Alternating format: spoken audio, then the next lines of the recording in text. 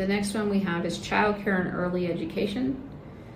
What legislation would you support to make childcare more affordable? How would you expand access to safe, high-quality childcare statewide? And do you support universal pre-K?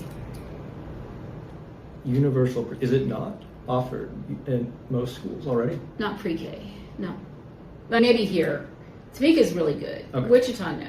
There's a limited number of classes and they fill up. As far as like compulsory, just an earlier, like instead of kindergarten, you have pre-K. And that's when all kids start school. Right. And it's just part of the public school system. And you have to send, it's a choice at the moment to send your kid to pre-K or not.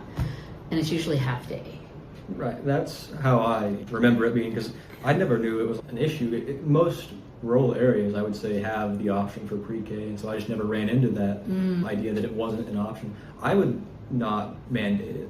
I think pre-K should be an option because there's different ways to raise your own child. Kindergarten is very good, but I don't see there needing to be a reason to send your children into a public institution at 3 or 4 years old. Just the option. Every public school has pre-K options, or at least there's some in the district somewhere, enough to fill the need. Because like in Wichita, they fill up, and then there's just aren't enough. And then they're half day, which is really hard to do if you're a working parent. Right.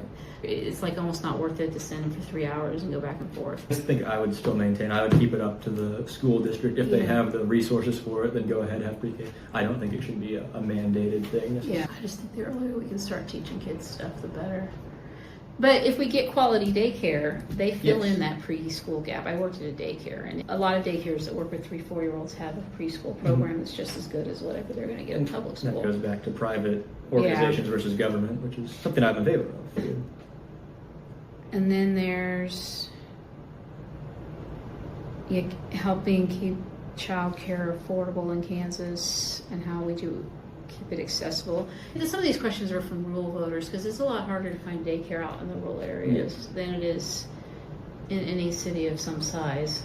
It's probably not an issue, I would imagine, for 66. Not as much here. I would say I do have a lot of experience growing up in a small town, so I understand the lack of options there. My town was Pretty Prairie, Kansas. We built a daycare, I think my senior year, a new one opened up because we needed it. It was a community effort. It was not a government program. I'd say a lot of the issues people have can often be addressed by going out and talking to the right person, making that connection, making the change you want to see in your own community yourself rather than petitioning your government. I think if they stopped taking our money and we could actually just take care of things ourselves, it's kind of a libertarian view, I think. Just quit taking my money, I'll fix my own street. I'm sure it works some places.